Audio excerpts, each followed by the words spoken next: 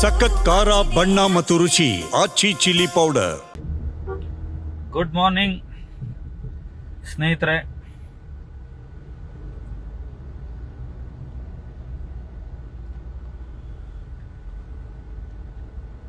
ಒಂದು ಲೈವ್ ಬರೋಣ, ಅಪರೂಪಕ್ಕೆ ನಿಮ್ಮ ಜೊತೆ ಮಾತನಾಡೋಣ ಅಂದ್ಕೊಂಡು ಬಂದಿದ್ದೀನಿ. ಉದ್ದೇಶ ಇಷ್ಟೇ, ನಿನ್ನೆಯಿಂದ ಈ ಸೋಷಿಯಲ್ ಮೀಡಿಯಾ ಅನ್ನುವ ಒಂದು ಸರ್ವೋಚ್ಚ ನ್ಯಾಯಾಲಯದಲ್ಲಿ ಒಂದು ಚರ್ಚೆ ನಡೀತಾ ಇದೆ. ಒಂದಷ್ಟು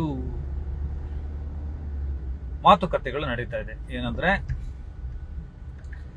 ಕನ್ನಡ ಚಿತ್ರರಂಗದಲ್ಲಿ fan war, star war, Kichcha Sudeep ಅವರು, ನಮ್ಮ ಮನೆಯ ಅಣ್ಣ, ನಮ್ಮ ಅಣ್ಣ ಅವರು ಇನ್ನೊಬ್ಬ ನಟರ ಬಗ್ಗೆ ಮಾತನಾಡ್ಬಿಟ್ರು, ಅವರಿಗೆ ಟಾಂಗ್ ಕೊಟ್ಬಿಟ್ರು, ಇವರಿಗೆ ಟಾಂಗ್ ಕೊಟ್ಬಿಟ್ರು, ಈ ಪಡೆಗೆ ಟಾಂಗ್ ಕೊಟ್ರು, ಯುದ್ಧ ಸಾರ್ತೀನಿ ಅಂತ ಹೇಳಿದ್ರು. ಇದೆಲ್ಲ ಬರ್ತಾ ಇದೆ. ಒಂದಷ್ಟು ಚರ್ಚೆಗಳು, ವಿರೋಧಾಭಾಸಗಳು ಎಲ್ಲ ದೊಡ್ಡದಾಗಿ ನಡೀತಾ ಇರೋದ್ರಿಂದ ಸ್ಪಷ್ಟನೆ ಅಂತೇನಲ್ಲ, ತಿಳುವಳಿಕೆ ಕೊಡೋಣ ಅಂತ ಅಷ್ಟೇ. ಒಂದು ತಿಳುವಳಿಕೆಯನ್ನು ಹೇಳೋಣ, ಇದ್ರ ಬಗ್ಗೆ ಒಂದು ಮಾಹಿತಿಯನ್ನು ಕೊಡೋಣ, ಅಥವಾ ಒಂದು ಸೋಷಿಯಲ್ ಮೀಡಿಯಾದ ಚರ್ಚೆಗಳಿಗೆ ಒಂದು ಡೈರೆಕ್ಷನ್ನ ಸರಿಯಾಗಿ ಕೊಡೋಣ ಅಂದ್ಕೊಂಡು, ನನಗೆ ಗೊತ್ತಿರೋ ಮಾಹಿತಿಗಳನ್ನ ಹೇಳೋಣ ಅಂದ್ಕೊಂಡು ನಾನು ಬಂದಿದ್ದೀನಿ. ವಿಷಯ ಏನಂದ್ರೆ, ಹೌದು, ಒಂದು ಪಡೆ ಇದೆ, ಅದು ಪ್ರತಿ ಕನ್ನಡ ಅಥವಾ ಭಾರತೀಯ ಚಿತ್ರರಂಗದ ಪ್ರಮುಖವಾದ ಸಿನಿಮಾಗಳು ಬಿಡುಗಡೆ ಆದಾಗ ಆ ಸಿನಿಮಾಗಳನ್ನು ನಾಶ ಮಾಡೋದಕ್ಕೆ ತುಂಬ ಪ್ರಯತ್ನ ಪಡುತ್ತೆ. ಆ ಸಿನಿಮಾ ಓಡಬಾರ್ದು, ಜನರಿಗೆ ತಲುಪಬಾರ್ದು ಅನ್ನೋ ಕಾರಣಕ್ಕೆ ತುಂಬ ಅತ್ಯಂತ ವ್ಯವಸ್ಥಿತವಾದ ಒಂದು ಮಾಫಿಯಾ ಥರ, ಒಂದು ಲಾಬಿ ಥರ, ಒಂದು ಭಯೋತ್ಪಾದಕರ ಥರ, ಸಿನಿಮಾ ಜಗತ್ತಿನ ಭಯೋತ್ಪಾದಕರ ಥರ ವರ್ತಿಸುತ್ತೆ. ಆ ಪಡೆಯ ವಿರುದ್ಧ ಕಿಚ್ಚ ಸುದೀಪ್ ಅವರಿರಲಿ, ಬೇರೆ ಯಾರೇ ಸ್ಟಾರ್ಗಳಿರಲಿ, ಬೇರೆ ಯಾವುದೇ ಸಿನಿಮಾ ಇರಲಿ, ಎಲ್ಲರೂ ಕೂಡ ಯುದ್ಧ ಮಾಡಬೇಕಾದಂಥ ಅನಿವಾರ್ಯತೆ ಇವತ್ತಿಗೆ ಸೃಷ್ಟಿಯಾಗಿದೆ. ಯಾವುದು ಆ ಪಡೆ, ಏನು ಮಾಡುತ್ತದು ಅನ್ನೋದನ್ನು ಕ್ಲಾರಿಟಿ ತಗೊಂಡ್ರೆ, ಒಂದು ಸ್ಪಷ್ಟನೆ ತಗೊಂಡ್ರೆ ಗೊತ್ತಾಗುತ್ತೆ ಅದೇನು ಯುದ್ಧ ಅಂತ. ಮೊದಲನೇದು, ಒಂದು ಸಿನಿಮಾ ರಿಲೀಸ್ ಆದ ರನ್ ಟೈಮ್ ಅಂತ ಕರಿತೀವಿ. 6 ಗಂಟೆಗೆ ಫ್ಯಾನ್ ಶೋ ಶುರುವಾಯಿತು, ವಿಶೇಷ ಪ್ರದರ್ಶನ ಶುರುವಾದರೆ ಆ ಸಿನಿಮಾ, ಈಗ ನಮ್ಮದು ಸಿನಿಮಾ 2 ಗಂಟೆ 29 ನಿಮಿಷ 28 ನಿಮಿಷಕ್ಕೆ ಲಾಕ್ ಆಗಿದೆ ಅಂತ ಇಟ್ಕೊಳ್ಳಿ, ಮ್ಯಾಕ್ಸ್, ಮಾರ್ಕ್ ಅಥವಾ ಯಾವುದೇ ಸಿನಿಮಾ. ಫಸ್ಟ್ ಹಾಫ್ ಮುಗಿದಿರುತ್ತೆ, ಇಂಟರ್ವಲ್ ಟೈಮ್ಗೆನೆ ಫಸ್ಟ್ ಹಾಫ್ ಅವೈಲೇಬಲ್ ಇರುತ್ತೆ, ರನ್ ಟೈಮ್ಗೆ.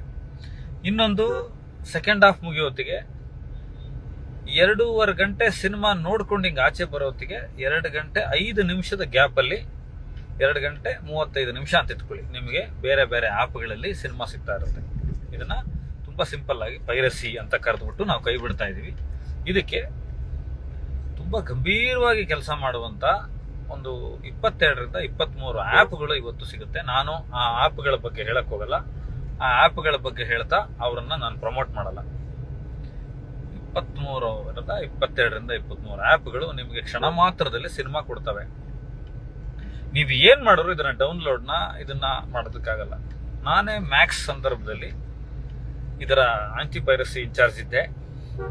ನೀವು ನಂಬಲ್ಲ, 11,600 ಚಿಲ್ಲರೆ ಲಿಂಕ್ಗಳನ್ನು ಹಗಲು ರಾತ್ರಿ ಕೂತ್ಕೊಂಡು ಡಿಲೀಟ್ ಮಾಡಿಸಿದ್ದೀವಿ. ಆಂಟಿ ಪೈರಸಿ ಟೀಮ್, ಎಪೆಕ್ಸ್, ನಮ್ಮ ಗಿರೀಶ್ ಅವ್ರ ಟೀಮು ವರ್ಕ್ ಮಾಡಿದೆ. ಸಿನಿಮಾ ಮಾಡೋದಕ್ಕೆ ಅಷ್ಟು ಕಷ್ಟಪಟ್ಟು ಮಾಡಬೇಕು, ಅದನ್ನು ಹೇಳೋದು ಬೇಡ, ಎಲ್ರಿಗೂ ಗೊತ್ತಿದೆ. ತುಂಬ ಶ್ರಮ ವಹಿಸಿ ಮಾಡ್ತಾ ಜೊತೆಗೆ ಸಿನಿಮಾ ರಿಲೀಸ್ ಆದಮೇಲೂ ಕೂಡ ಈ ಥರದ್ದು ಒಂದಷ್ಟು ಯುದ್ಧ ಮಾಡ್ಕೊಂಡು ಕುತ್ಕೋಬೇಕು ಅನ್ನೋದಿದೆಯಲ್ಲ, ಅದು ನಿಜಕ್ಕೂ ಏನು ಈ ಕಲಾಲೋಕಕ್ಕೆ ಬಂದಿರೋ ಶಾಪ ಇರ್ಬೋದು. ನನಗೆ ಗೊತ್ತಿಲ್ಲ, ಇದನ್ನು ಶಾಪ ಅಂತ ಕರಿಬೇಕಾ, ಏನಂತ ಕರಿಬೇಕಾ, ಇನ್ನೂ ಕೆಟ್ಟದಾಗ ಕರಿಬೇಕಾ ಅಂತ. ಇದರ ವಿರುದ್ಧ ಮುಖ್ಯಮಂತ್ರಿಗಳಿಗೆ ಮನವಿ ಮಾಡಿದ್ದೀವಿ, ಸಂಬಂಧಪಟ್ಟ ಅಧಿಕಾರಿಗಳಿಗೆ ಮನವಿ ಮಾಡಿದ್ದಾರೆ, ಚೇಂಬರ್ ಇಂದ ಹಿಡಿದು ಎಲ್ಲರೂ ಹೇಳಿದ್ದಾರೆ. ಈ ಆ್ಯಪ್ಗಳನ್ನು ತೆಗೆಯೋದಕ್ಕೆ ಏನೇನು ಕ್ರಮ ಮಾಡಬೇಕು ಅದಕ್ಕೊಂದಷ್ಟು ಕೆಲಸಗಳು ರಚನಾತ್ಮಕವಾಗಿ ನಡೆದಿದೆ. ಉಪಮುಖ್ಯಮಂತ್ರಿಗಳಾದಂಥ DK ಶಿವಕುಮಾರ್ ಅವರಿಗೂ ಕೂಡ ಮನವಿ ಮಾಡಿದ್ದೀವಿ. ಸಂಬಂಧಪಟ್ಟ ಸೈಬರ್ ಕ್ರೈಮ್ ಇರ್ಬೋದು, ಬೇರೆ ಹ್ಯಾಕರ್ಸ್ಗಳು, ಎಥಿಕಲ್ ಹ್ಯಾಕರ್ಸ್ ಅಂತ ಏನು ಕರೀತಾರೆ, ಅವ್ರು ಹೇಳಿದ್ವಿ. ಇದೆಲ್ಲ ನಾನು ಮಾತಾಡೋದು ಸ್ವಲ್ಪ ಗಂಭೀರವಾದಂಥ ವಿಷಯ ಆಗಿರುತ್ತೆ. ಸ್ವಲ್ಪ ಸೆನ್ಸಿಬಲ್ ಆಗಿ ಯೋಚನೆ ಮಾಡೋದು ಅರ್ಥ ಆಗುತ್ತೆ. ನಾನು ಬೇರೆಯವ್ರ ಥರ ಬೆಂಕಿ ಹಾಕೋದಕ್ಕೆ ಮಾತಾಡಲ್ಲ. ಅದು ನನ್ನ ಕೆಲಸ ಅಲ್ಲ, ಅದು ನನ್ನ ವೃತ್ತಿ ಧರ್ಮ, ನನ್ನ ಗುಣಧರ್ಮ ಅಲ್ಲ. ಒಂದು ಪೈರಸಿ ವಿಚಾರ ಆಯಿತು. ಯಾರು ಮಾಡ್ತಾರೆ ಇದನ್ನು? ಎಲ್ಲ ಅವರವರ ಈಗ ನಮ್ಮ ಕಿಚ್ಚ ಸುದೀಪ್ ಅವ್ರ ಫ್ಯಾನ್ಸ್ಗಳಿರಲಿ, ಅವ್ರು ಏನು ಮಾಡ್ತಾರೆ, ಬಾದ್ಶಾ, ಅಭಿನಯ ಚಕ್ರವರ್ತಿ, ಕಿಚ್ಚ ಸುದೀಪ ಅಂತ ಬರೋ ಟೈಟ್ಲ್ ಕಾರ್ಡನ್ನು ಶೇರ್ ಮಾಡ್ಕೊಳ್ತಾರೆ. ಅವ್ರ ಇಂಟ್ರೋನ ಶೇರ್ ಮಾಡ್ತಾರೆ. ಆದರೆ ಇಡೀ ಸಿನಿಮಾನೇ ಬಿಡೋರಿದ್ದಾರೆ ಇನ್ಸ್ಟಾಗ್ರಾಮ್ಗಳಲ್ಲಿ, ಫೇಸ್ಬುಕ್ಗಳಲ್ಲಿ. ಆಮೇಲೆ ರಿವ್ಯೂ ಮಾಡ್ಬೋದು.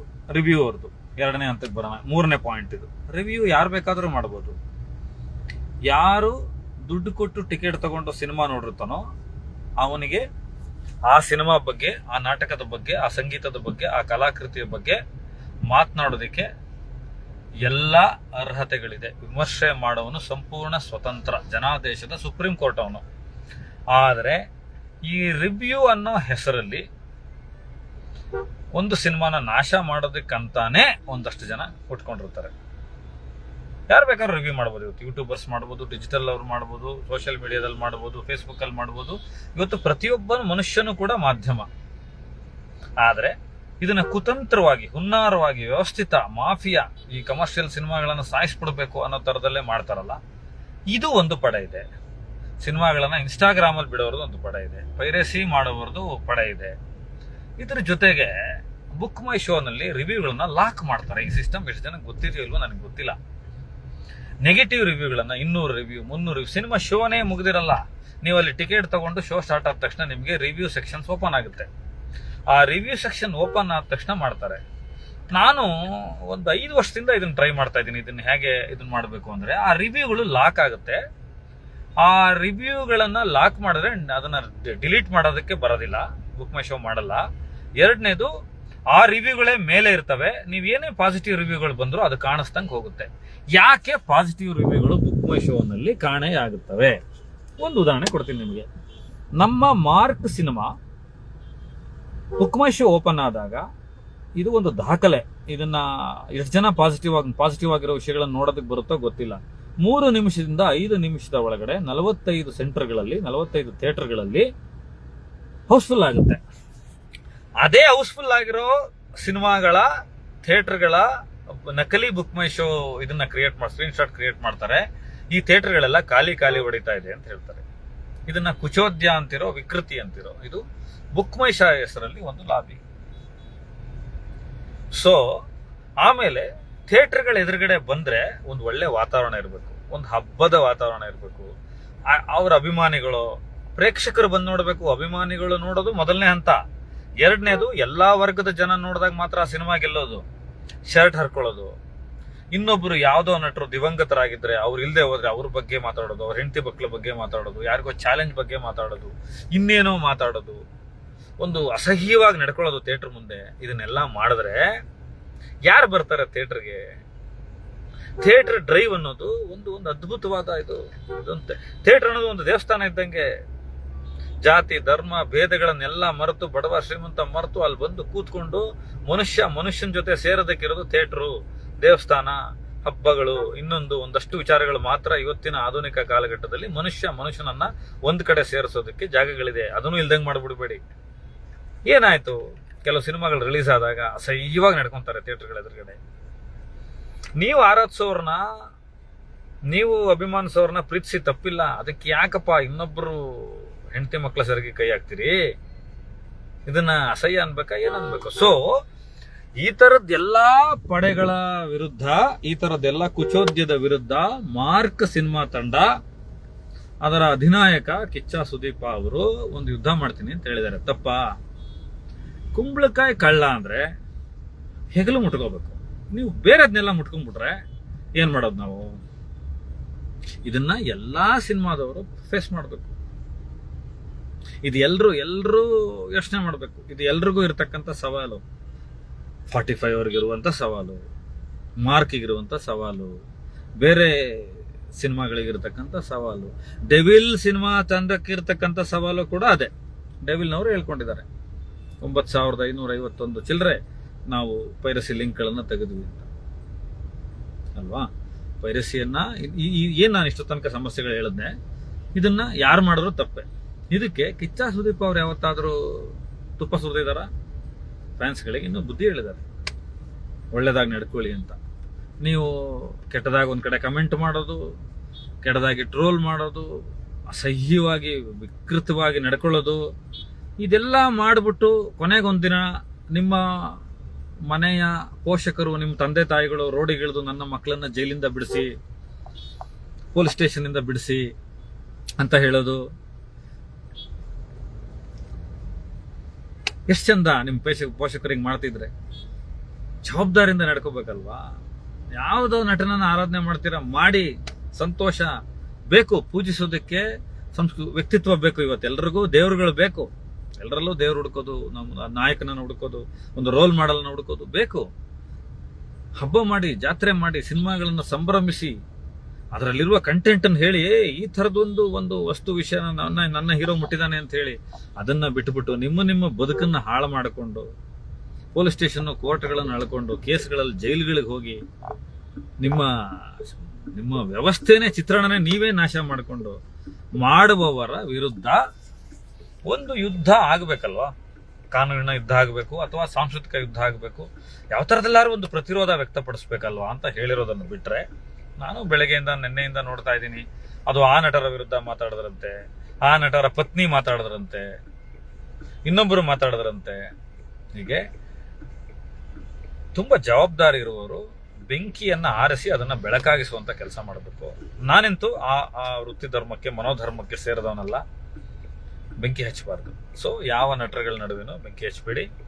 ಮಾರ್ಕ್ ಸಿನಿಮಾ ತಂಡ 45 ಸಿನಿಮಾ ತಂಡಕ್ಕೆ ಶುಭಾಶಯ ಕೋರಿದೆ ಅಧಿಕೃತ ವೇದಿಕೆಗಳ ಮೇಲೆ.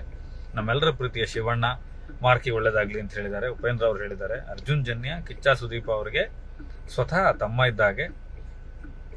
ಸೊ ಇಂಥ ವಾತಾವರಣದಲ್ಲಿ ಎಲ್ಲ ಸಿನಿಮಾಗಳನ್ನ ನೋಡಿ ಮನುಷ್ಯ ಸಂಭ್ರಮ ಪಡೋದಕ್ಕೆ ಇವತ್ತು ಕಾರಣಗಳೇ ಇಲ್ಲದಂತಹ ವಾತಾವರಣ ಇದೆ. ನಮಗೆ ಸಂಭ್ರಮಿಸಕ್ಕೆ ಏನ್ ಕಾರಣ ಅಂತ ನಾವು ಹುಡುಕೊಂಡು ಒದ್ದಾಡಬೇಕಾದಂತ ಸಿಚುವೇಶನ್ ಅಲ್ಲಿ ನಿಮಗೆ ಸಿಗುವಂತ ಸಣ್ಣ ಪುಟ್ಟ ಸಂಭ್ರಮದ ಮನುಷ್ಯನ ಮೂಲ ಗುಣ, ಅದು ಕಳ್ಕೋಬೇಡಿ. ಅದನ್ನ ಅಸಹ್ಯವಾಗಿ, ವಿಕೃತಿಯಾಗಿ ಅದನ್ನ ಕನ್ವರ್ಟ್ ಮಾಡಿಕೊಂಡು ಆ ನರಳುವಿಕೆಯನ್ನೇ ಸಂತೋಷ ಪಡುವಂತ ಸಂಭ್ರಮಕ್ಕೆ ಹೋಗಬೇಡಿ ಅನ್ನೋದು ಸ್ಪಷ್ಟನೆ ನಾನು ಕೊಡಬೇಕಾಗಿತ್ತು.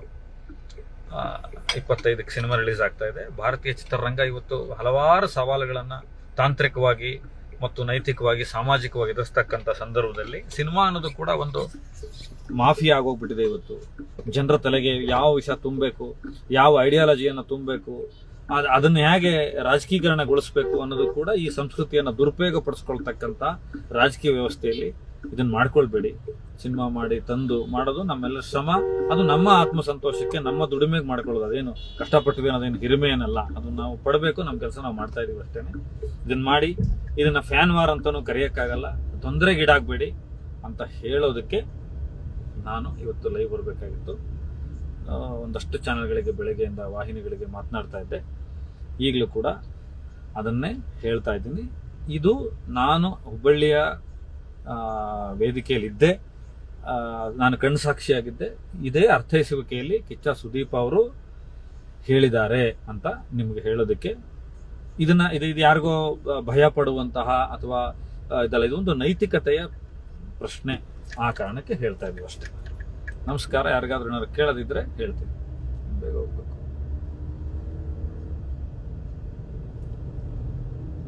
Thank you. ನೋಡ್ತಾ ಇದ್ದವರೆಲ್ಲರಿಗೂ ಇದನ್ನ ಒಂದಷ್ಟು ಜನರಿಗೆ ತಲುಪಿಸಿ. ಒಳ್ಳೆ ವಿಚಾರಗಳು ಹಬ್ಬಲ್ಲ, ಕೆಟ್ಟದೇ ಹಬ್ಬೋದು, ವಿಷಯವೇ ಹಬ್ಬೋದು. ನೀವು ಒಳ್ಳೇದು ಹೇಳಿದ್ರೆ ಹಬ್ಬಲ್ಲ. ಆದರೂ ಹೇಳಬೇಕಾದ್ದು ನನಗೆ ಹೇಳಬೇಕು ಅನ್ನಿಸ್ತು, ಮನಪೂರ್ವಕವಾಗಿ ಹೇಳ್ತಾ ಇದ್ದೀನಿ. ಏನಾದ್ರು ಪ್ರಶ್ನೆಗಳಿದ್ರೆ ಯಾರಾದ್ರೂ ಕೇಳಿದ್ರೆ ಹೇಳ್ತೀನಿ.